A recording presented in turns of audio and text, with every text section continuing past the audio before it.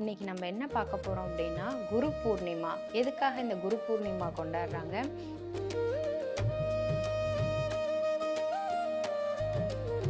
குருவோட ஆசீர்வாதம் உங்களுக்கு முழுமையா கிடைக்கணும் அப்படின்னா, நம்ம இருக்கக்கூடிய இடத்துல பக்கத்துல எங்க குரு பகவானோட ஸ்தலம் இருக்கோ அங்க போய் குரு பகவானை வழிபடலாம்.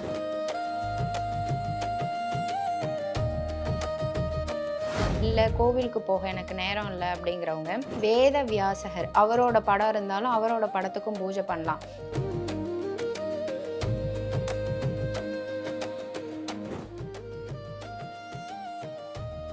குருவோட ஆசீர்வாதத்தை வாங்கிக்கிட்டோம் அப்படின்னா, நம்ம வாழ்க்கையிலயும் மேல மேல அடுத்த உயரங்களுக்கு நம்ம போகலாம். அனைவருக்கும் வணக்கம். ஸ்ரீ குருப்யோ நமக. குரு பிரம்மா, குரு விஷ்ணு, குரு தேவோ மகேஸ்வரக, குரு சாக்ஷாத் பரபிரம்மா, தஸ்மை ஸ்ரீ குருவே நமக. குருவிற்கு பணிவான வணக்கம். இன்னைக்கு நம்ம என்ன பார்க்க போறோம் அப்படின்னா குரு பூர்ணிமா.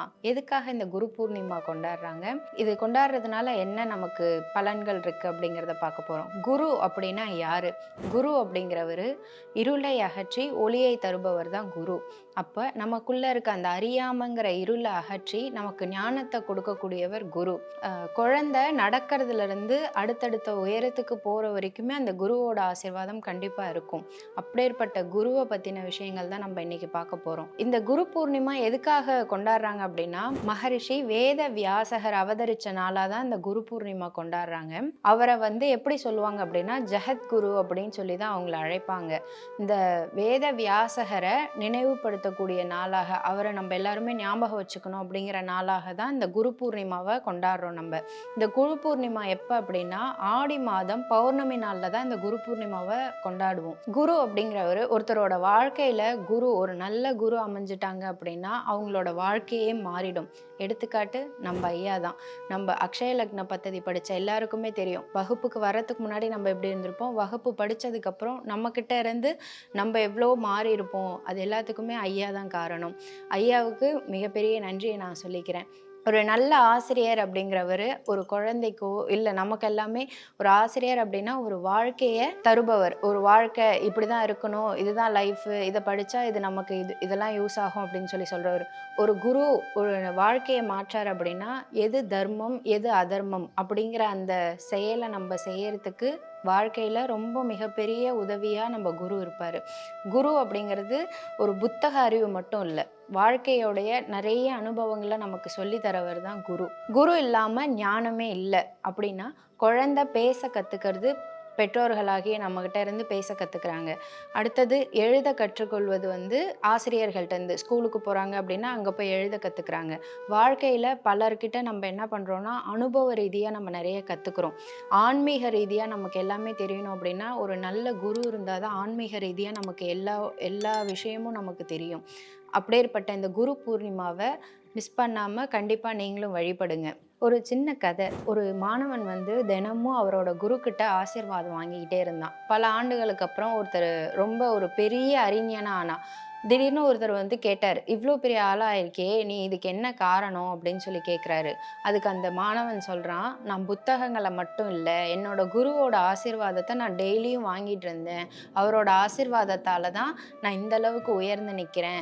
இதுதான் ஒரு குரு பக்தி அப்படிங்கிறதுக்கு உதாரணமா அந்த பையன் இருந்திருக்கான். சரி, குருவை மதித்த மகான்கள்னு நம்ம கேள்விப்பட்டிருப்போம். எடுத்துக்காட்டா நம்ம விவேகானந்தர் தான். அவரு இந்த அளவுக்கு நம்ம எல்லாரும் போற்றி பேசுறோம் அப்படின்னா அதுக்கு யார் காரணம் அப்படின்னா ராமகிருஷ்ண பரமஹம்சர் தான் அவரோட குரு. அந்த குருவை அவரு எந்த அளவுக்கு மதிச்சிருந்தாரு அப்படின்னா, அவரோட குரு பக்தி எந்த அளவுக்கு உண்மையா இருந்ததுன்னா இப்போ வரைக்குமே விவேகானந்தர் அவரை நம்ம எவ்வளோ ஒரு பெரிய உயர்ந்த இடத்துல வச்சு நம்ம பேசிட்டு இருக்கோம். அதுல இருந்தும் தெரியலாம் நம்ம குரு பக்தி அப்படிங்கிறது, நம்ம எவ்வளோ உண்மையான பக்தியை நம்ம குரு கிட்ட காட்டுறோமோ கண்டிப்பா குருவோட ஆசீர்வாதம் நமக்கு பல மடங்கா நமக்கு திருப்பி கிடைக்கும் அப்படிங்கிறதுக்கு இவங்கெல்லாம் எடுத்துக்காட்டா இருந்திருக்காங்க. சரிங்க, குருவோட ஆசீர்வாதம் உங்களுக்கு முழுமையா கிடைக்கணும் அப்படின்னா நம்ம இருக்கக்கூடிய இடத்துல பக்கத்துல எங்க குரு பகவானோட ஸ்தலம் இருக்கோ அங்க போய் குரு பகவானை வழிபடலாம். இல்ல கோவிலுக்கு போக எனக்கு நேரம் இல்லை அப்படிங்கிறவங்க நம்ம வீட்டிலேயே குரு பகவானோட படம் இருந்தா அந்த படத்துக்கு பூ வச்சு வழிபடலாம். முன்ன நான் சொன்ன மாதிரி வேத வியாசகர் அவரோட படம் இருந்தாலும் அவரோட படத்துக்கும் பூஜை பண்ணலாம்.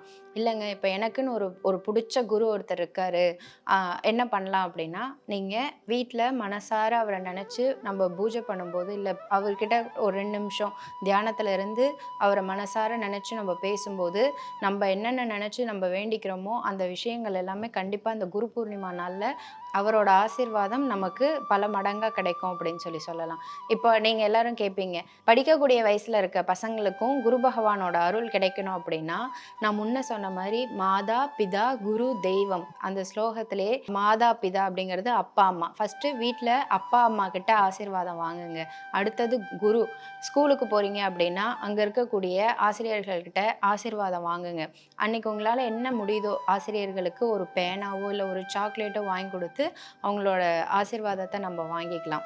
குரு பூர்ணிமா அப்படிங்கிறது ஒரு பண்டிகையா மட்டும் இல்லாம, குரு நமக்கு வழிகாட்டின எல்லாருமே ஒரு விதத்துல குரு தான். அவங்களுக்கு ஒரு நன்றி சொல்லும் நாளா தான் இந்த குரு பூர்ணிமாவ நம்ம கொண்டாடுறோம். குருவை மதிப்பவன் உயர்வான். குருவை மறப்பவன் வழி தவறுவான். அப்படிங்கிற அந்த பழமொழிக்கு ஏற்ப, நம்பளும் கண்டிப்பா குரு பகவான நெனச்சு, எந்த ஒரு வழியும் தவறாம நம்ம நல்ல வழியிலே போகணும் அப்படின்னா, நிச்சயமா குருவோட ஆசீர்வாதம் நமக்கு வேணும். இந்த குரு பூர்ணிமா நாள மிஸ் பண்ணாம, கண்டிப்பா நம்ம குருவோட ஆசீர்வாதத்த வாங்கிக்கிட்டோம் அப்படின்னா, நம்ப வாழ்க்கையிலயும் மேல மேல அடுத்த உயரங்களுக்கு நம்ம போகலாம். அனைவருக்கும் குரு பூர்ணிமா நல்வாழ்த்துக்கள். இந்த வாய்ப்பை அளித்த குரு பொதுவுடை மூர்த்தி ஐயாவிற்கு என் மனமார்ந்த நன்றி.